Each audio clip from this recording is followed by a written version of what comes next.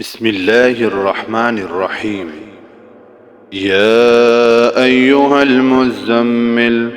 قم الليل إلا قليلا نصفه أو انقص منه قليلا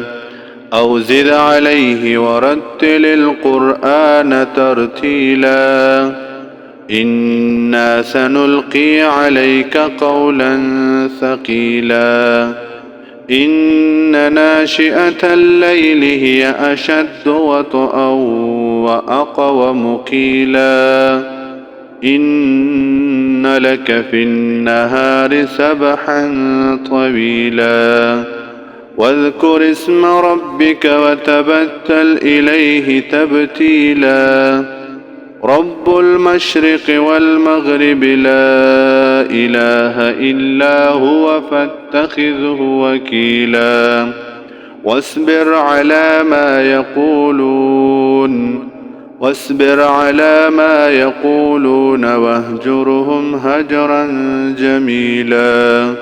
وذرني والمكذبين أولي النعمة ومهلهم قليلا إن لدينا أنكالا وجحيما وطعاما ذا غصة وعذابا أليما يوم ترجف الأرض والجبال وكانت الجبال كثيبا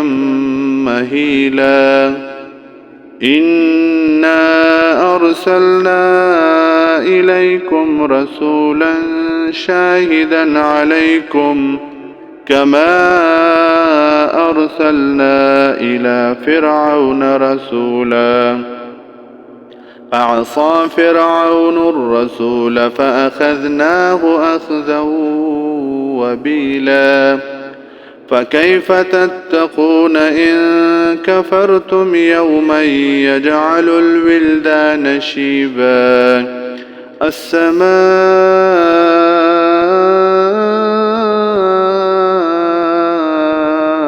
منفطر به كان وعده مفعولا إن هذه تذكرة فمن شاء اتخذ إلى ربه سبيلا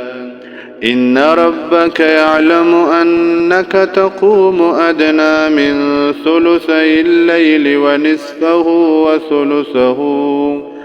ونصفه وثلثه وطائفة من الذين معك والله يقدر الليل والنهار علم أن لن تحصوه فتاب عليكم فاقرؤوا ما تيسر من القرآن علم أن سيكون منكم مرضى وآخرون يضربون في الأرض يبتغون من فضل الله وآخرون يقاتلون في سبيل الله فاقرؤوا ما تيسر منه وأقيموا الصلاة وآتوا الزكاة وأقرضوا الله قرضا حسنا وما تقدموا لأنفسكم من خير تجدوه عند الله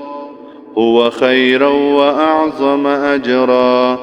واستغفروا الله إن الله غفور رحيم.